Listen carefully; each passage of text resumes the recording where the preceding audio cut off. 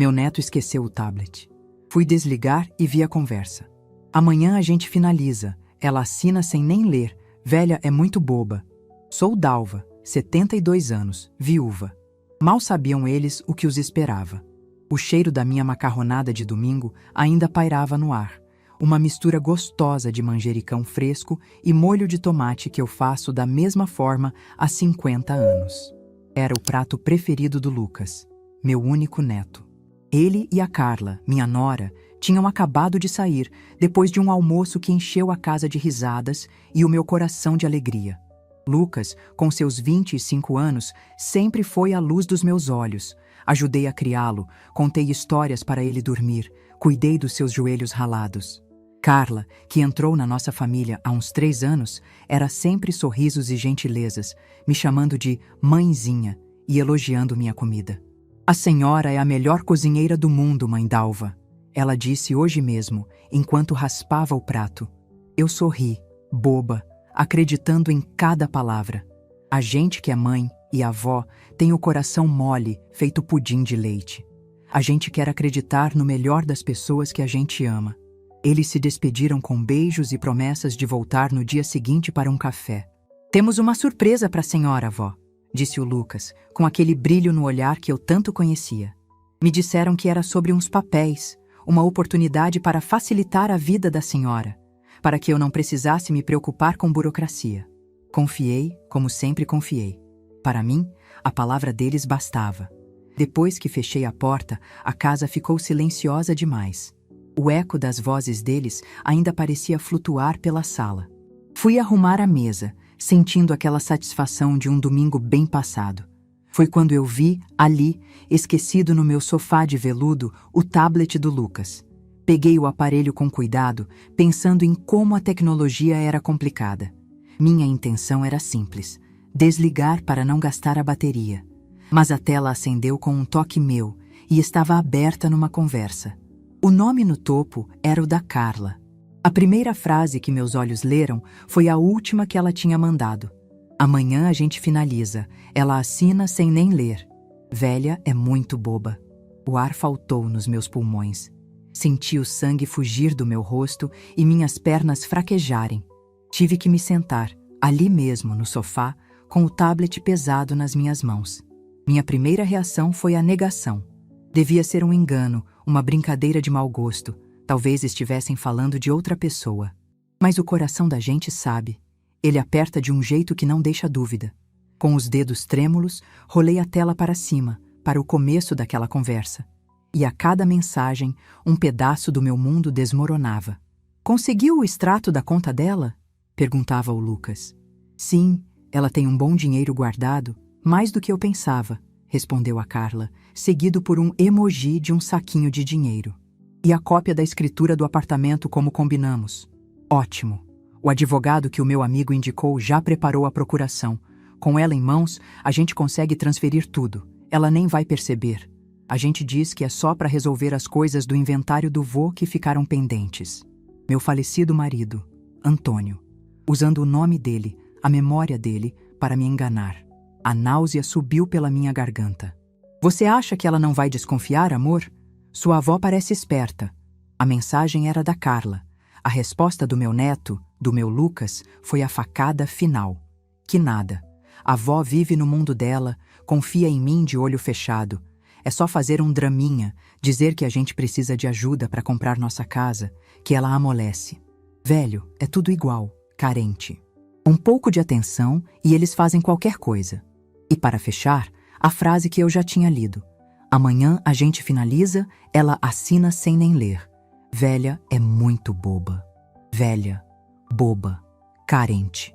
Cada palavra era uma pedra atirada contra mim. Eu não chorei. O choque foi tão grande que secou minhas lágrimas. Fiquei ali, parada, sentindo um frio que não vinha da janela aberta. Era um frio por dentro. Um frio que congelava 50 anos de memórias, de amor, de dedicação. As risadas do almoço, os elogios da Carla, o abraço do Lucas na despedida. Tudo se transformou em veneno, em uma peça de teatro muito bem ensaiada, onde eu era a única que não sabia o roteiro. O cheiro do molho de tomate agora me parecia enjoativo. O silêncio da casa não era mais de paz, era de abandono. Levantei, caminhei pela minha sala, tocando nos porta-retratos. Numa foto, um Lucas de 5 anos, sorrindo sem dentes no meu colo. Em outra, ele na formatura da faculdade, me abraçando. Eu estava tão orgulhosa, orgulhosa do homem que eu pensei que ele tinha se tornado. Que tola eu fui. A velha boba tinha sido exatamente o papel que eu tinha representado por tempo demais. Mas enquanto a dor da traição me rasgava por dentro, outra coisa começou a crescer no meu peito. Uma coisa que eu não sentia há muitos anos. Era uma brasa adormecida, debaixo de muitas camadas de saudade e rotina. Era a mulher que o Antônio, meu marido, sempre soube que eu era. Ele, um homem prático e desconfiado, sempre me dizia: Dalva, minha flor, você tem um coração de ouro, mas não deixe que façam dele um tapete. Observe, escute e nunca, nunca assine nada sem que o nosso Dr. Menezes leia antes. Dr. Menezes. O nome ecoou na minha mente como um sino. Advogado da nossa família por mais de 40 anos. Um homem sério, correto, que conhecia cada vírgula do nosso patrimônio, construído com o suor de uma vida inteira de trabalho do meu Antônio. Lucas e Carla não sabiam dele. Para eles, eu era só uma velhinha que cuidava do jardim e fazia macarronada.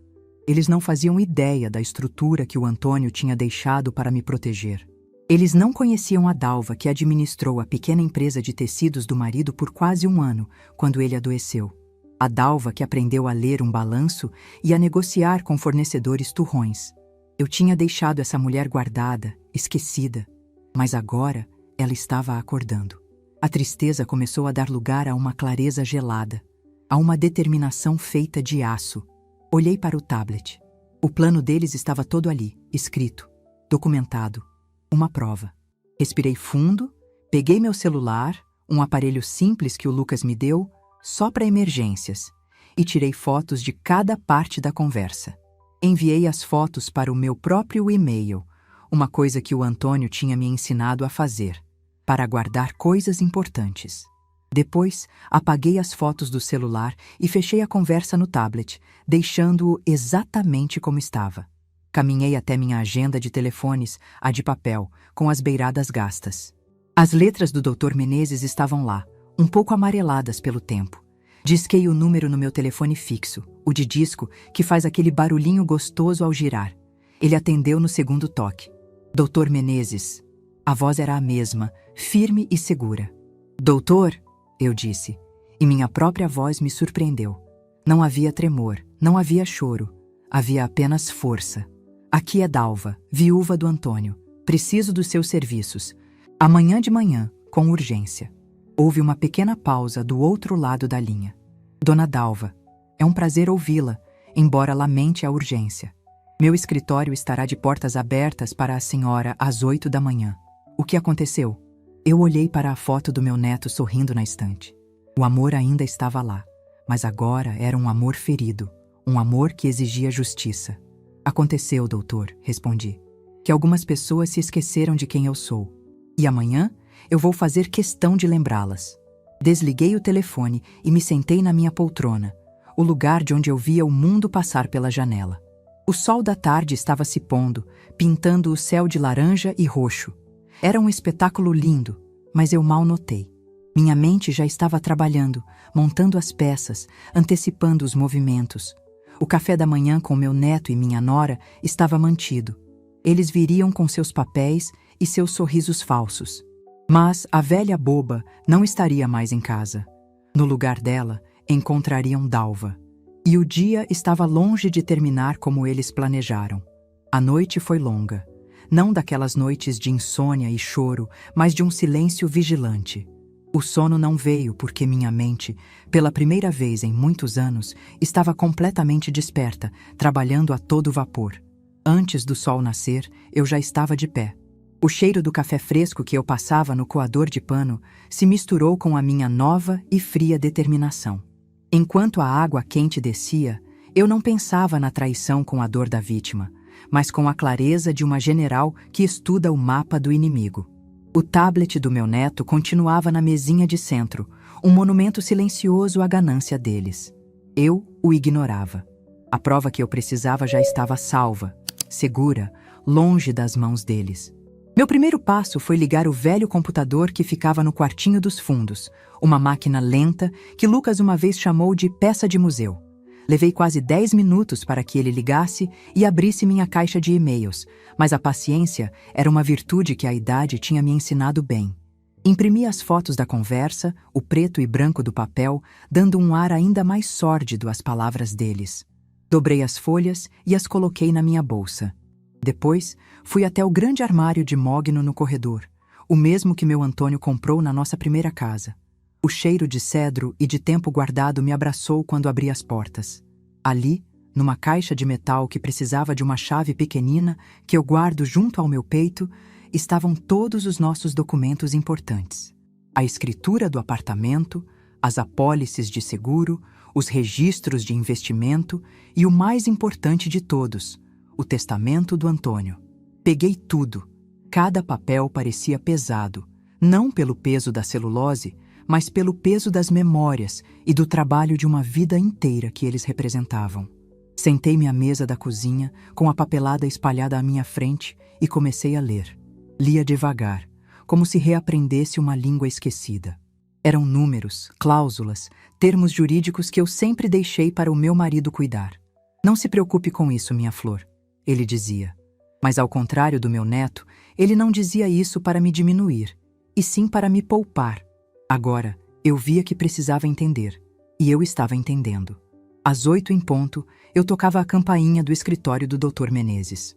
Era um prédio antigo no centro da cidade, com um elevador de portas pantográficas que fazia um barulho nostálgico. O escritório dele era exatamente como eu me lembrava. Paredes forradas de livros de capa dura, móveis de madeira escura e um cheiro reconfortante de papel e seriedade. Ele me recebeu com um aperto de mão firme e um olhar que era ao mesmo tempo profissional e gentil. Dona Dalva, por favor, entre. Um café? Aceitei. Sentamo-nos frente a frente, numa mesa ampla e organizada. Coloquei sobre ela a pasta com os documentos e as folhas impressas da conversa do tablet. Ele pegou as folhas primeiro. Seus olhos, por trás dos óculos de aros finos, percorreram as linhas em silêncio. Sua expressão não mudou, mas eu vi um endurecimento sutil na sua mandíbula. Ao terminar, ele dobrou os papéis com precisão e os colocou de lado. Entendo a urgência, disse ele com a voz grave. Vil e, infelizmente, mais comum do que se imagina. Eu não sei o que fazer, doutor, menti. Na verdade, eu já sabia, mas precisava da confirmação dele, das armas que ele poderia me dar. Eles são a minha única família. Família não faz isso, dona Dalva, ele respondeu, com uma firmeza que me amparou. Agora, vejamos o que o Antônio fez para protegê-la. Ele sempre foi um homem à frente do seu tempo. Dr. Menezes abriu a pasta e começou a analisar os documentos, um por um. Foi então que o meu poder oculto começou a se revelar, não como algo que eu possuía, mas como um escudo que meu falecido marido, em seu infinito amor e sabedoria, tinha forjado para mim. Ah, aqui está, disse o advogado, apontando para uma cláusula na escritura do apartamento.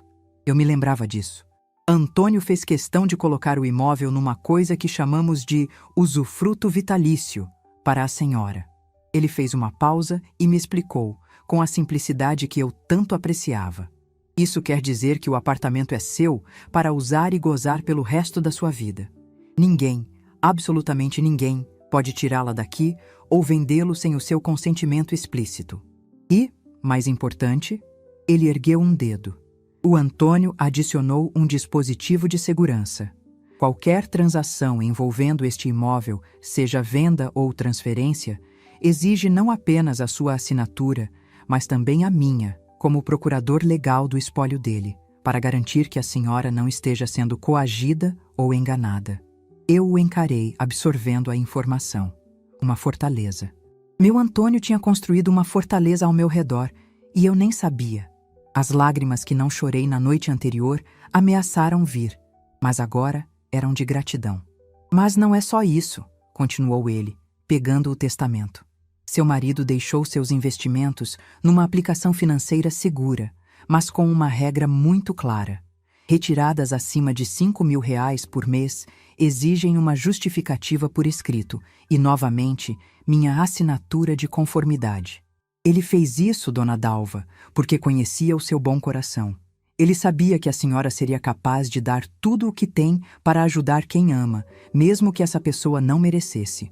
Cada palavra do Dr. Menezes era como uma peça de um quebra-cabeça se encaixando. Comecei a me lembrar de tantas coisas. Das vezes em que Lucas pedia dinheiro emprestado para um investimento que um amigo indicou, e eu dava sem pestanejar. Das vezes que Carla elogiava um anel meu, e eu dizia, pode levar, minha filha, eu quase não uso. Eles não viam isso como generosidade, viam como fraqueza, como prova de que a velha era realmente boba. Lembrei-me de uma conversa há alguns meses. Eu tentei dar uma opinião sobre a compra de um carro que Lucas queria fazer. Ah, vó, não se preocupa com isso. A senhora não entende de juros de financiamento. É complicado. Ele disse com um sorriso condescendente, me dando um beijo na testa, como se fala com uma criança. E eu me calei. Eu aceitei o papel que me deram. Era mais fácil, mais confortável, evitava conflitos. Eu me permiti ser a velhinha doce e inofensiva que só servia para fazer bolo e dar carinho. E ao fazer isso, eu mesma me tornei cúmplice da imagem que eles criaram de mim. Eu os ensinei a me desrespeitar com a minha própria passividade. No meio desses pensamentos, meu celular tocou dentro da bolsa. O barulho me assustou. Peguei o aparelho e o nome Lucas brilhava na tela. Olhei para o Dr. Menezes. Ele fez um leve aceno com a cabeça, como quem diz, vá em frente, atenda. Respirei fundo e atendi, forçando a voz mais doce e trêmula que consegui. Alô, meu filho. Bom dia, vovó. Dormiu bem? A voz dele era um melado, pegajosa de falsidade. Só estou ligando para confirmar nosso café mais tarde, tá bom? Eu e a Carla estamos tão animados com a surpresa que temos para a senhora. Estamos levando uns papéis para a senhora assinar, para facilitar a sua vida, lembra? Eu podia ouvir o sorriso na voz dele, o sorriso de quem está prestes a dar o bote. E ali, sentada no escritório do meu advogado, com a prova da sua traição na minha frente e o conhecimento da fortaleza legal que me protegia, eu senti o contraste absurdo da situação, a imagem que ele tinha de mim e a mulher que eu estava me tornando naquele exato momento. A ironia era quase cômica. Claro, meu filho, que bom que você ligou, respondi, mantendo o tom suave.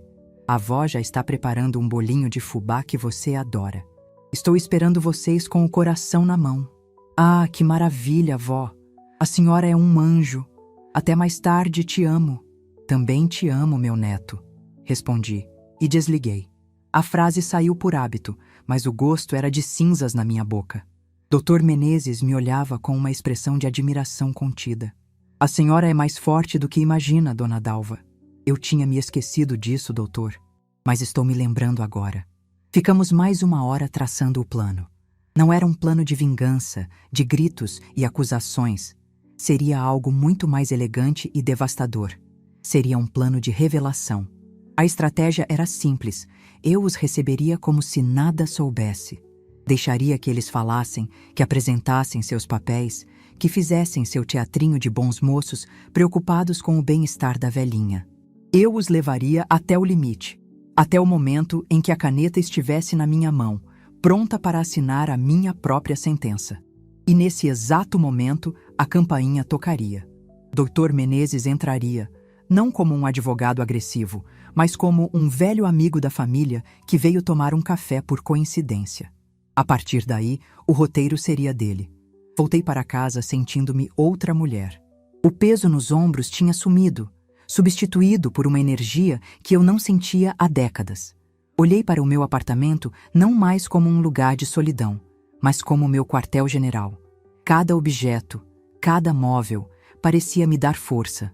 Era o meu território, e eu o defenderia. Fui para a cozinha e, de fato, comecei a fazer um bolo de fubá. O cheiro de erva doce encheu o ar. Enquanto a massa crescia no forno, eu arrumava a mesa. Coloquei a minha melhor toalha, a de renda, que eu só usava em ocasiões especiais. Escolhi 3 xícaras de porcelana, as mais bonitas. Coloquei o pote de geleia caseira e um prato de biscoitos de nata. Preparei o palco com o cuidado de uma diretora de teatro. Tudo tinha que parecer perfeitamente normal, perfeitamente acolhedor. Era a calmaria antes da tempestade. Quando o bolo ficou pronto, dourado e cheiroso, eu o coloquei no centro da mesa. O cenário estava completo. Olhei para o relógio. Faltava pouco para eles chegarem. Sentei-me na minha poltrona e esperei. Eu estava calma. O coração batia forte, mas não de medo. Batia de antecipação. Preparei o café, o mais doce que pude. Já que a vida estava prestes a lhe servir uma dose de amargo, que ao menos a recepção fosse gentil. A campainha tocou pontualmente às 10 da manhã. Respirei fundo, alisei meu vestido estampado e caminhei lentamente até a porta. Ao abrir, o sorriso ensaiado de Carla e o abraço um pouco apressado de Lucas me receberam. "Bom dia, mãezinha, que cheirinho bom!" disse Carla, já entrando e olhando ao redor.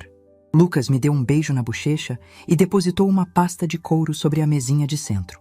"Vó, a senhora nem imagina o quanto isso vai te ajudar", ele disse, com um tom sério e protetor que agora soava como um insulto. Eu sorri, a avó amável e um pouco avoada que eles esperavam encontrar. "Entrem, meus filhos. Sentem-se. Fiz aquele bolo de fubá que você adora, Lucas. O café está quentinho." Eles se acomodaram no sofá e eu os servi, minhas mãos firmes, sem um único tremor. Observei-os enquanto eles elogiavam o bolo e o café. Eram bons atores, preciso admitir. Carla perguntava da minha saúde, das minhas plantas, da vizinha do apartamento de cima.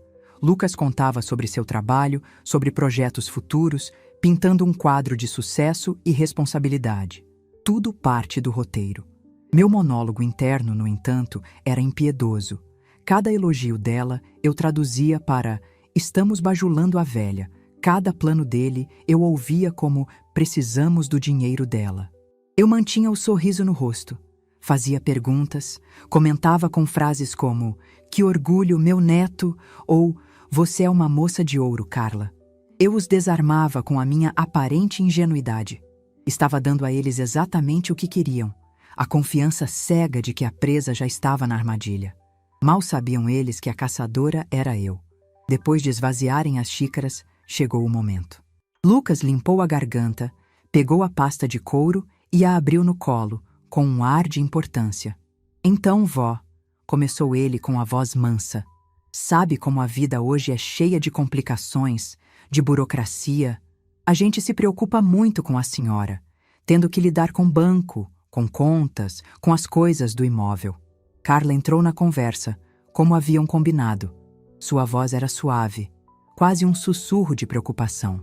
"A gente pensou num jeito de proteger a senhora, mãe Dalva, de cuidar de tudo para que a senhora só precise se preocupar em ser feliz e fazer seus bolos maravilhosos."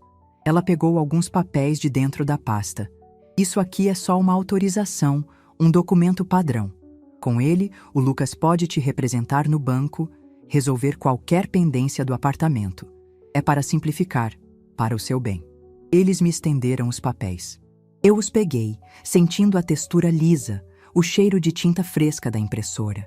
Era uma procuração de plenos poderes. Dava a eles o direito de vender, comprar, transferir, sacar, fazer o que quisessem com o meu patrimônio. A minha vida inteira, resumida em 3 folhas de papel. E eu tinha que assiná-la. Comecei a sentir um leve tremor de confusão nos olhos deles quando, em vez de pegar a caneta, eu comecei a ler o documento, ou a fingir que lia. Inclinei os papéis para perto da luz da janela, franzi a testa. "Nossa, que letrinhas miúdas", comentei. "Não consigo enxergar direito." "Não se preocupa, vó, eu leio para a senhora." Lucas se apressou em dizer. "É só o juridiquês de sempre. Basicamente, diz que eu sou seu procurador." "Ah, entendi", eu disse lentamente. "Uma procuração. Sabe, lembrei agora. É como aquela que o seu avô, que Deus o tenha, deixou com o doutor Menezes para cuidar das coisas da empresa quando ele ficou doente?" O nome Dr. Menezes pairou no ar da sala por um segundo. Vi a troca de olhares entre eles. Foi quase imperceptível. Um piscar de olhos mais demorado do que o normal. Confusão. Era o primeiro sinal de que algo saía do roteiro deles. "Dr. Menezes? Perguntou Carla, com uma naturalidade forçada. Não conheço, amor. Seu avô comentou dele com você? Lucas balançou a cabeça um pouco rápido demais. Não me lembro. Deve ser coisa antiga, vó. Isso aqui é diferente. É mais moderno, mais simples. Ele tentava retomar o controle. Vamos, vó. É só assinar aqui embaixo. Depois a gente leva no cartório para reconhecer firma e pronto. Seus problemas acabaram. A pressão estava aumentando. Eu podia sentir a ansiedade deles, a pressa em finalizar, como dizia a mensagem. E eu os faria mergulhar ainda mais fundo na própria mentira. Peguei a caneta que ele me oferecia. Uma caneta bonita, dourada, provavelmente compraram para a ocasião. Segurei-a na mão e olhei para o espaço da assinatura. Então, com este papel, vocês podem vender o apartamento se precisarem? Perguntei, com a voz mais inocente que consegui produzir. O rosto de Carla se iluminou. Exatamente, mãe Dalva. Se um dia a senhora quiser se mudar para um lugar menor ou para perto da gente, fica tudo mais fácil. A gente vende este e compra outro para a senhora sem dor de cabeça. E o dinheiro do banco, da poupança do seu avô? Continuei. Também, vó, disse Lucas, já impaciente, apontando com o dedo para a linha pontilhada. A gente pode investir melhor para a senhora, fazer o dinheiro render. A senhora confia em mim, não confia? Confio, meu filho. Claro que confio, respondi, e olhei bem dentro dos olhos dele.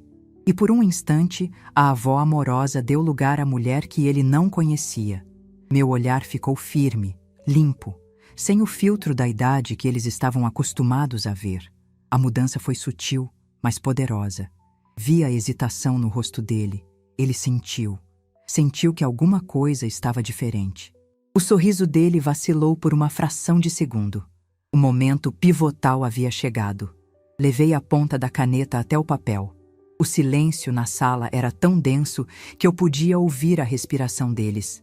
A mão de Carla estava apertando a própria coxa. Os olhos de Lucas estavam fixos na minha mão, na caneta, na assinatura que os separava do seu objetivo. Eles estavam na beira do precipício. Então, eu parei. Recolhi a mão e pousei a caneta ao lado dos papéis. Olhei para os dois, um de cada vez. O meu sorriso doce tinha desaparecido. Sabe, meu neto? Comecei com a voz calma, mas com um peso que não existia antes. Seu avô sempre foi um homem muito sábio. Ele me ensinou muitas coisas. E a mais importante foi: Dalva, nunca assine nada, nem a lista do supermercado, sem ler cada palavra. E na dúvida, sempre peça o conselho de um homem de confiança. No exato instante em que a última palavra saiu da minha boca, a campainha tocou. O som agudo cortou a tensão da sala como uma lâmina. Lucas e Carla deram um pulo no sofá, os olhos arregalados de susto e surpresa. O que eles não esperavam, em hipótese alguma, era uma interrupção. Eles se olharam, a confusão agora se transformando em alarme. Quem poderia ser? Eu me levantei, com uma calma que contrastava violentamente com o nervosismo deles. Ué, não estou esperando mais ninguém, eu disse, o que era a mais pura verdade. Eu não estava esperando, eu tinha planejado. Caminhei até a porta e a abri. Lá estava ele, Dr. Menezes, vestido num terno impecável, segurando uma pasta de couro muito parecida com a do meu neto. Doutor, que surpresa agradável! Eu exclamei, com uma alegria que não era de todo fingida.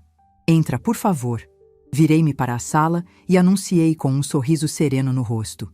Lucas, Carla, olhem só que coincidência maravilhosa. Vejam quem veio me visitar. É o Dr. Menezes, o advogado da família há tantos anos.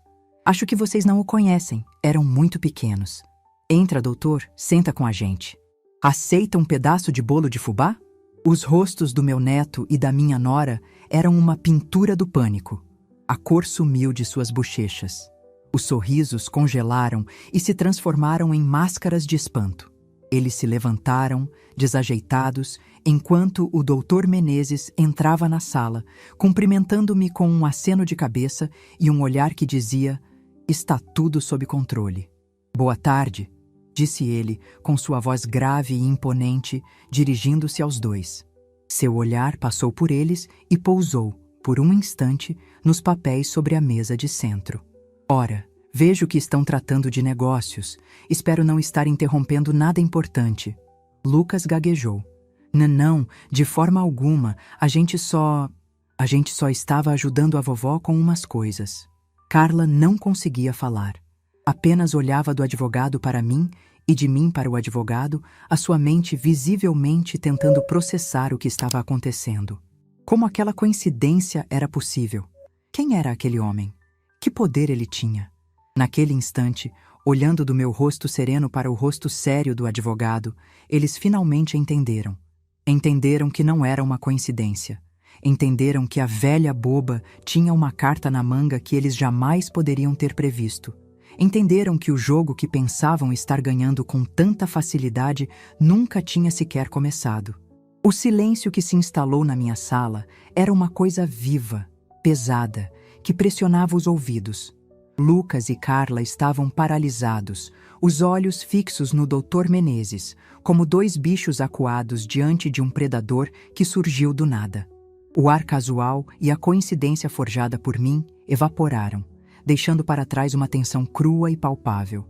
Foi o advogado quem quebrou o gelo.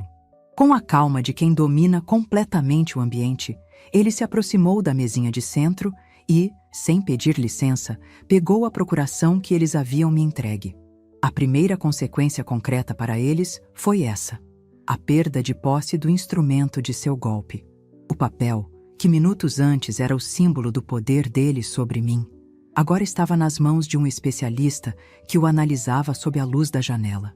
Procuração de amplos, gerais e irrestritos poderes, leu ele em voz alta, mais para si mesmo do que para os outros. Um documento bastante abrangente. Ele virou as folhas, seus olhos percorrendo as cláusulas com a rapidez de quem já leu centenas de documentos como aquele. Enquanto ele lia, eu retomei meu papel de anfitriã, movendo-me pela sala como se nada de extraordinário estivesse acontecendo. Doutor, o senhor não quer mesmo um cafezinho? Acabou de sair. E uma fatia de bolo? A normalidade dos meus gestos era uma arma psicológica. A cada segundo de silêncio do advogado, a cada gole de café que eu servia a mim mesma, o pânico deles crescia. Lucas finalmente encontrou a voz, embora ela tenha saído um pouco estrangulada. Olha, senhor. Menezes, não é? Acho que há um mal-entendido. Isso é só um papel de família. Para ajudar a vovó, entende? Ela mesma pediu. Coisa nossa. Ele tentou um sorriso, mas o que surgiu foi uma careta nervosa. Carla, vendo que a abordagem racional não funcionaria, partiu para o apelo emocional. Seus olhos se encheram de lágrimas, lágrimas de crocodilo que eu já tinha visto antes, quando ela queria alguma coisa. Mãe Dalva, disse ela, a voz embargada, ignorando o advogado e se virando para mim. Diga a ele. Diga que o senhor está entendendo tudo errado. Nós amamos a senhora. Nós só queremos cuidar da senhora, garantir que ninguém se aproveite da sua bondade. Por que a senhora está fazendo isso com a gente? A performance foi boa, mas o diretor da peça agora era outro. Dr. Menezes dobrou os papéis e os colocou sobre a mesa com um baque suave, mas definitivo. Ele olhou para os dois e, pela primeira vez, havia um toque de aço em sua voz. Cuidar? Ele repetiu a palavra saboreando a ironia. Vocês chamam de cuidado um documento que permite que vocês vendam o teto onde ela mora sem que ela possa dizer uma palavra? Que permite que liquidem as economias de uma vida inteira de trabalho dela e do falecido marido? Isso não é cuidado. Em termos leigos, chama-se expoliação. Em termos jurídicos, tem nomes bem mais feios. A tentativa deles de reverter a situação se desfez no ar. As palavras do advogado, ditas sem rodeios, expuseram a verdade nua e crua, despindo-os da fantasia de bons moços. O senhor não pode falar assim com a gente, protestou Lucas, a voz subindo de tom. Nós somos a família dela. E eu? Respondeu Dr. Menezes, no mesmo tom calmo e cortante. Sou o advogado da família, nomeado pelo seu avô, Antônio, há mais de 40 anos. E como tal, meu dever é proteger o patrimônio e o bem-estar da sua avó, inclusive, e especialmente, de quem tenta agir de má fé. Foi nesse momento que ele decidiu revelar todo o poder que estava oculto. A fortaleza que meu marido construiu ao meu redor, tijolo por tijolo. Vocês parecem desconhecer certos Detalhes, continuou o Dr. Menezes, abrindo sua própria pasta e tirando de lá uma cópia da escritura do imóvel. Este apartamento, por exemplo. O Antônio foi um homem muito prudente. Ele deixou o imóvel em usufruto vitalício para a dona Dalva. Ele fez uma pausa, olhando para os rostos cada vez mais confusos deles, e explicou como se falasse com crianças. Isso significa que ela tem o direito de morar aqui até o último dia de sua vida. E o mais importante, ele não pode ser vendido ou transferido sem duas assinaturas conjuntas. A dela, é claro, e a minha. Uma pequena cláusula de segurança que seu avô fez questão de incluir para evitar, digamos, entusiasmos excessivos. O queixo de Carla caiu, literalmente. Ela olhou para o apartamento como se as paredes estivessem se fechando sobre ela. A oportunidade deles tinha acabado de virar pó. E tem mais, prosseguiu o advogado impassível. As economias e os investimentos.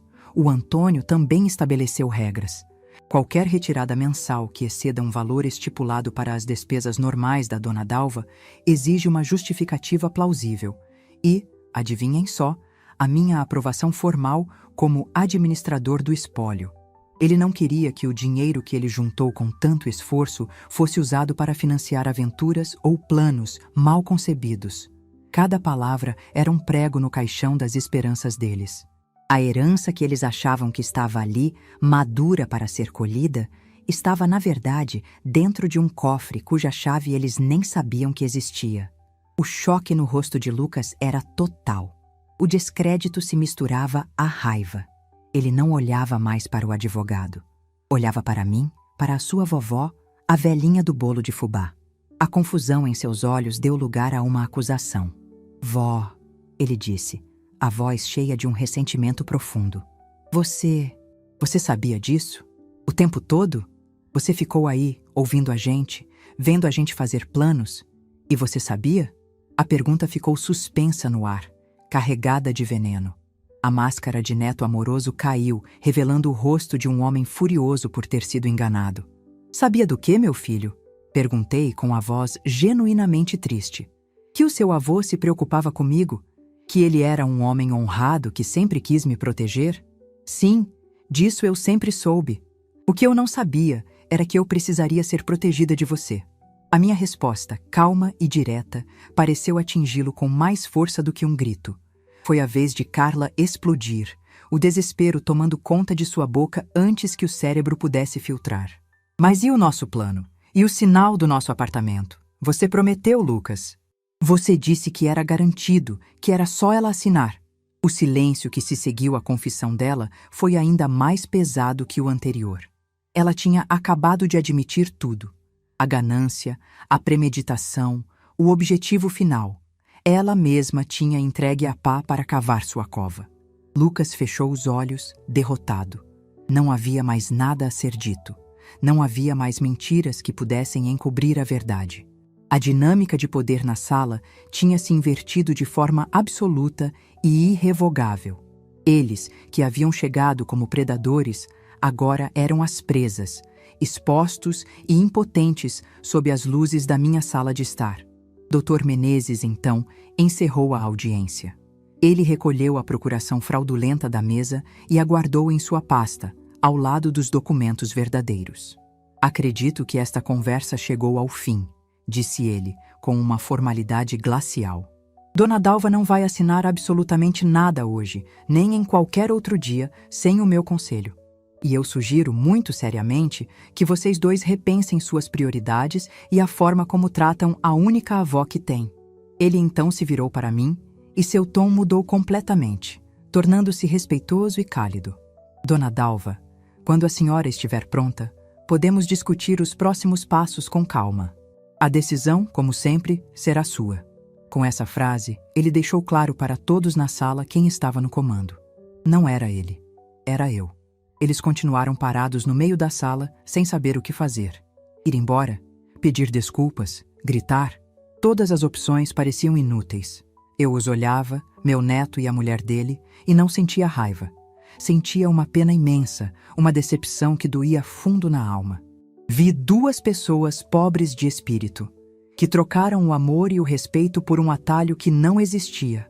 Não precisei expulsá-los. Não precisei dizer mais nada. Meu silêncio, o silêncio de quem retomou seu trono, era a maior sentença que eu poderia lhes dar. O cheiro de bolo de fubá com erva doce ainda pairava no ar, um perfume doce e caseiro em meio à ruína dos planos deles, mas ninguém mais tinha fome.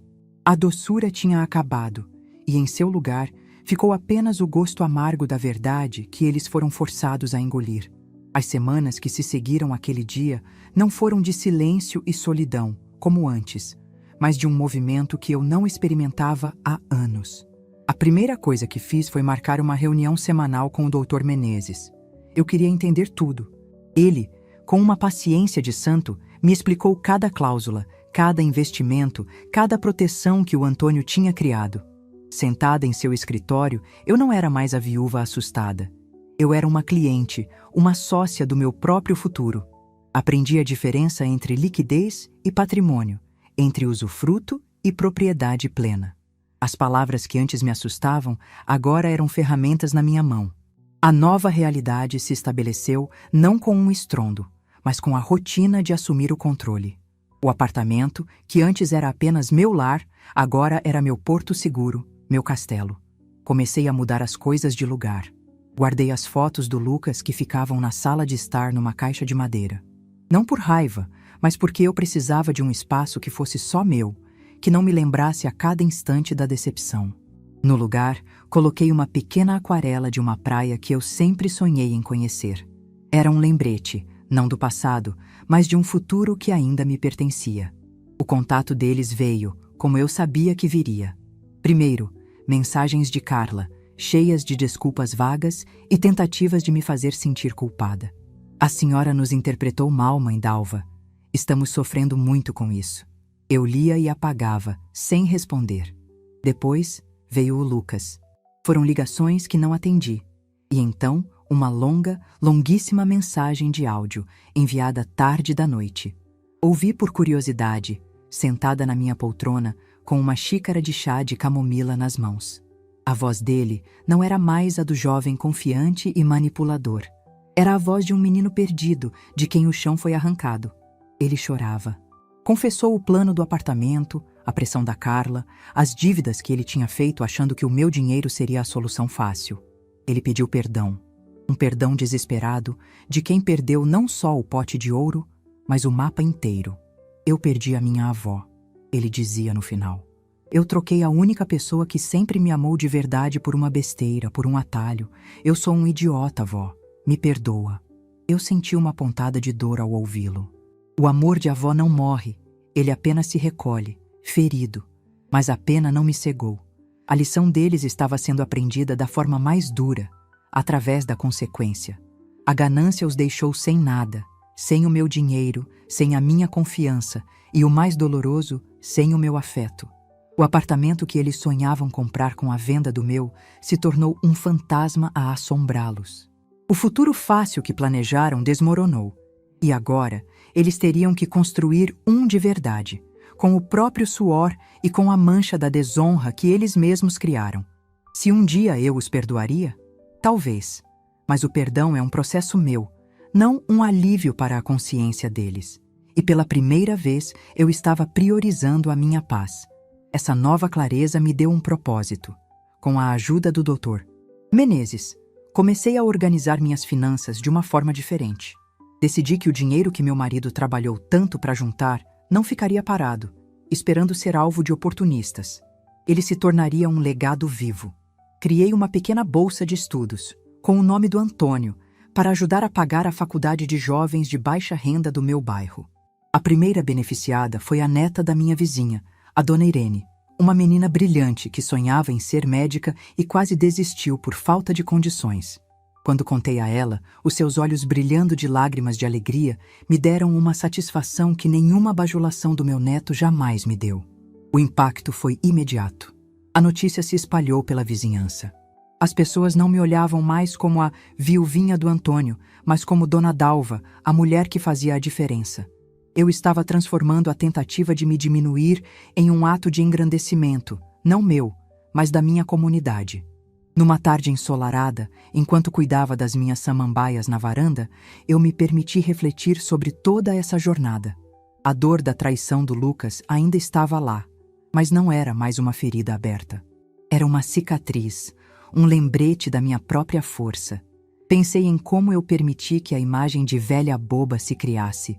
Foi por amor, por comodidade, por não querer ver a feiura no coração de quem eu amava. A gente passa a vida inteira cuidando, amando tantos outros, que às vezes esquece de se respeitar. E eu aprendi, da forma mais dura, que o maior amor que podemos ensinar é aquele que começa pela nossa própria dignidade. A idade não nos dá uma licença para sermos ingênuos. Ela nos confere um diploma de sabedoria, conquistado com cada ruga, cada cabelo branco, cada alegria e cada dor. E o meu diploma, a partir daquele momento, estava emoldurado e pendurado na parede da minha alma, para que eu nunca mais me esquecesse do meu valor. Meu futuro, que parecia ser apenas uma repetição de dias passados, agora se abria como um leque de possibilidades. Com a minha vida financeira organizada e meu coração em paz, eu decidi fazer algo que sempre quis: viajar. Não uma viagem grande ou luxuosa, mas conhecer o mar. Eu, que vivia a vida inteira na cidade grande, só conhecia a praia pelas fotografias. Comprei uma passagem de ônibus para uma cidadezinha litorânea a algumas horas de distância. Arrumei uma mala pequena com o essencial: um livro, um maiô discreto e meu vestido de flores favorito. Pedi para a dona Irene cuidar das minhas plantas por 3 dias. A ideia de acordar com o barulho das ondas, de sentir a areia nos pés, me enchia de uma alegria infantil. Não era sobre fugir, era sobre ir ao encontro de mim mesma. No dia da viagem, tranquei a porta do meu apartamento, o cenário da minha maior dor e da minha maior vitória. Olhei para ele por um instante e sorri. Aquele lugar não era mais uma gaiola dourada. Era o meu ninho. E eu podia voar dele sempre que quisesse, porque agora eu sabia que sempre teria para onde voltar. No caminho para a rodoviária, o sol da manhã entrava pela janela do táxi, aquecendo meu rosto. O mundo lá fora parecia mais colorido, mais vivo. Eu não era mais uma espectadora da vida, era a protagonista. Não sei o que o futuro me reserva. Talvez eu perdoe o Lucas. Talvez eu faça novas amizades. Talvez eu descubra uma nova paixão além das minhas samambaias. A única certeza é que não permitirei que ninguém, nunca mais, escreva a minha história por mim. A caneta está na minha mão. A porta do meu apartamento se fechou para a mentira, mas a janela da minha vida estava mais aberta do que nunca, e o sol que entrava por ela era só meu.